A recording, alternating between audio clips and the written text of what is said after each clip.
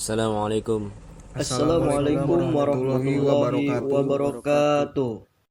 Baik, kami dari kelompok 2, mahasiswa semester 6, STEMIK Nusa Mandiri Jakarta. Dalam rangka memenuhi tugas mata kuliah Audit Sistem Informasi, di sini kami akan mempresentasikan atau memberikan hasil dari review yang telah kami lakukan terhadap paper yang berjudul Evaluasi Sistem Informasi Universitas Kelabat menggunakan framework COVID 5.0 pada domain MEA.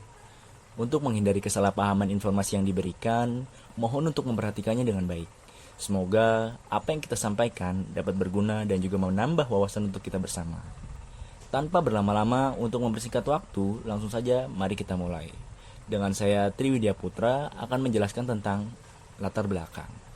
Yang pertama yaitu mengapa tema ini diangkat atau penulis mengapa memilih tema ini.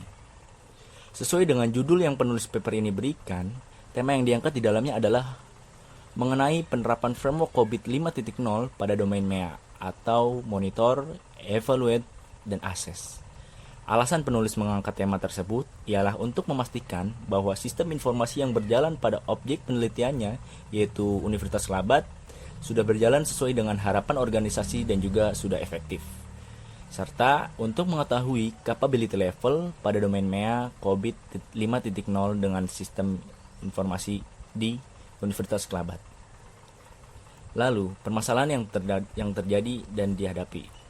Permasalahan yang dihadapi dan terjadi pada paper ini adalah untuk menghindari kurang optimalnya pengolahan informasi, pengawasan terhadap sistem yang kurang efektif, serta menghindari kerugian. Kerugian yang dimaksud di sini yaitu kehilangan data, penyalahgunaan data informasi yang tidak akurat, serta kesalahan dalam pemrosesan data sehingga integritas data diragukan. Dan yang tiga, solusi yang digunakan atau diberikan si penulis paper tersebut ialah sesuai dengan tema yang dibahas, meninjau dari kemajuan teknologi informasi adalah penggunaan COVID 5.0. Ini solusi yang diberikan atau yang digunakan, yang diharapkan mampu beradaptasi dengan masalah yang dihadapi dan dapat mengatasinya. Sesuai dengan permasalahan yang dibahas, domain yang digunakan sebagai acuan dari COVID 5.0 adalah monitoring, evaluate, dan assess atau domain MEA dengan metode pengumpulan datanya berupa kuesioner dan juga wawancara. Saya Eki Sri Aji akan menjelaskan yang itu tentang metode. Metode yang pertama adalah lokasi penelitian. Pada penelitian ini, lokasi yang dipilih untuk memperoleh data dari responden adalah Universitas Kelabat yang ada di Kabupaten Minahasa Utara, Sulawesi Utara, Indonesia. Kemudian yang kedua ada metode populasi dan sampel penelitian. Populasi merupakan individu atau objek yang memiliki sifat-sifat umum. Dari populasi dapat diambil sejumlah data yang diperlukan untuk memecah suatu masalah yang diteliti. Dan yang ketiga ada desain penelitian. Setiap penelitian harus direncanakan. Untuk itu perlu adanya desain penelitian yang bertujuan untuk membantu pelaksanaan penelitian agar terlaksana dengan baik. Desain penelitian ini mengenai cara pengumpulan data dan menganalisis data. Kemudian ada yang keempat yaitu deskriptif penelitian. Pada penelitian ini digunakan metode penelitian deskriptif dengan pendekatan kuantitatif. Penelitian deskriptif, penelitian yang berusaha mendeskripsikan dan menginterpretasikan sesuatu, misalnya kondisi yang ada, pendapat yang berkembang. Kemudian ada studi pustaka. Studi pustaka dilakukan untuk mempelajari dan mengumpulkan data-data, informasi atau teori yang diperlukan terkait objek yang diteliti dan yang dikumpulkan berasal dari buku-buku, jurnal, dan peneliti yang berhubungan dengan topik yang bersangkutan. Dan yang keenam ada instrumen pengumpulan data. Data yang diperoleh dalam penelitian ini digunakan oleh peneliti adalah data primer dan data sekunder. Kemudian ada prosedur pengumpulan data.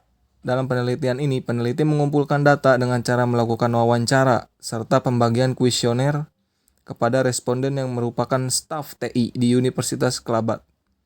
Penelitian meminta surat izin penelitian dan Fakultas Ilmu Komputer untuk pengambilan data di Universitas Kelabat.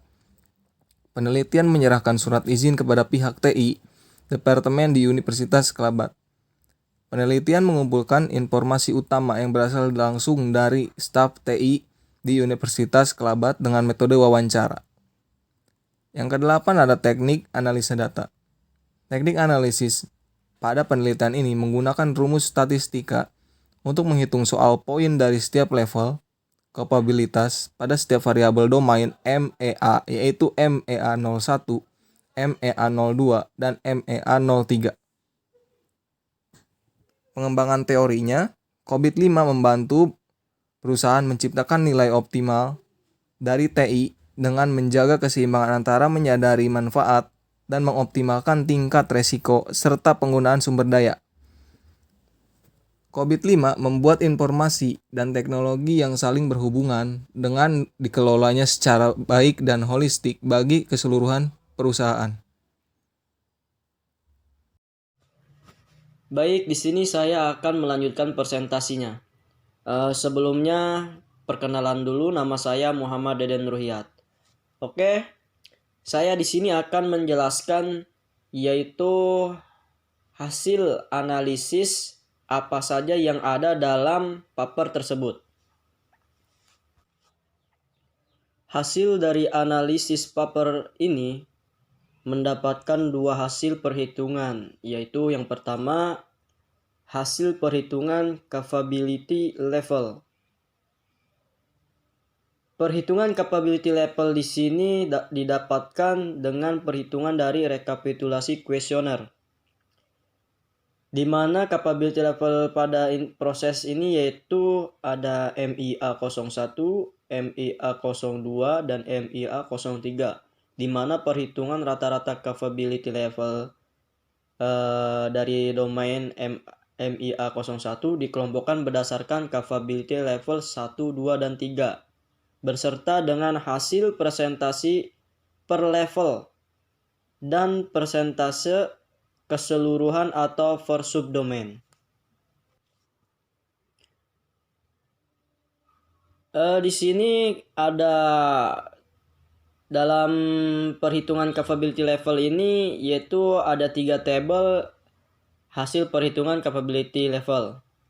Yang pertama, tabel yang pertama itu level MEA01, yaitu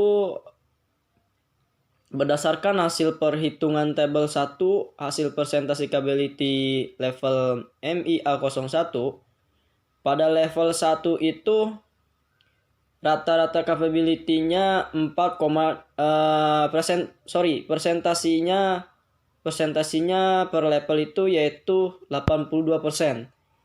Nah, ini dia mendapatkan ranting Lergy Archive dan melibatkan stakeholder. Dan CIU melakukan evaluasi target kinerja, melakukan review apabila terjadi perubahan yang dilakukan berdasarkan SOP.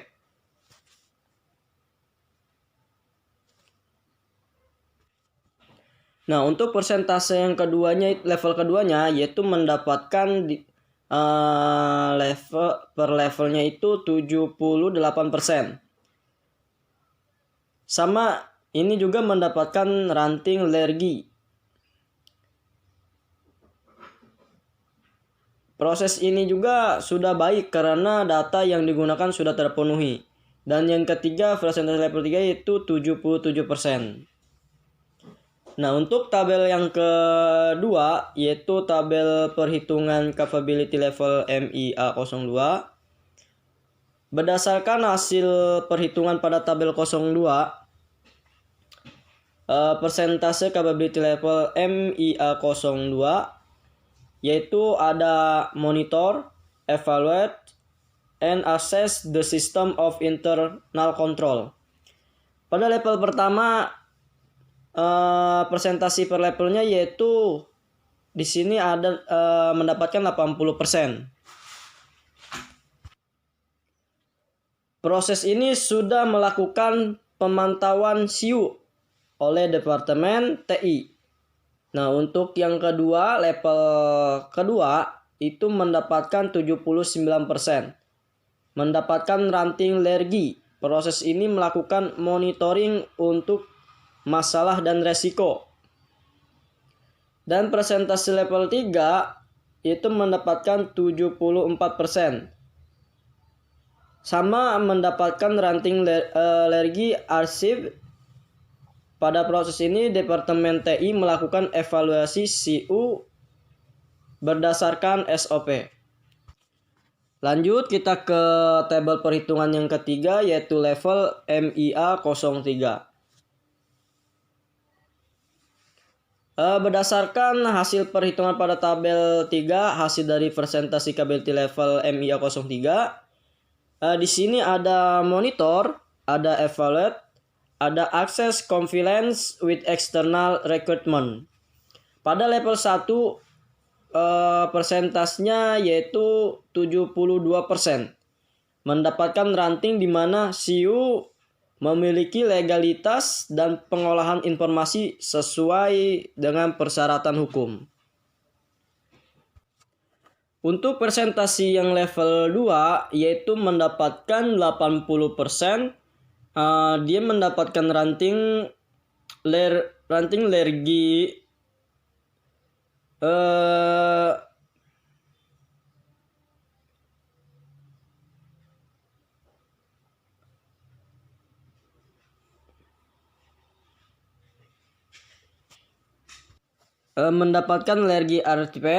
arsip,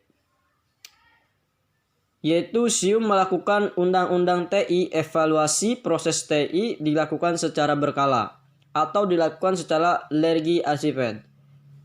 Dan presentasi yang ketiga level 3 yaitu mendapatkan 76%, mendapatkan ranting alergi arsip, di mana SIU telah memonitor dan melakukan perubahan undang-undang TI secara berkala sesuai SOP dan berdasarkan standar dan prosedurnya.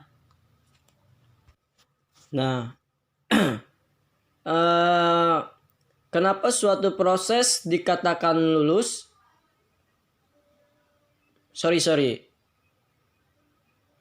Dalam menentukan kategori dari tiap hasil penelitian levelnya, suatu proses itu dikatakan lulus prosesnya dalam meraih kategori.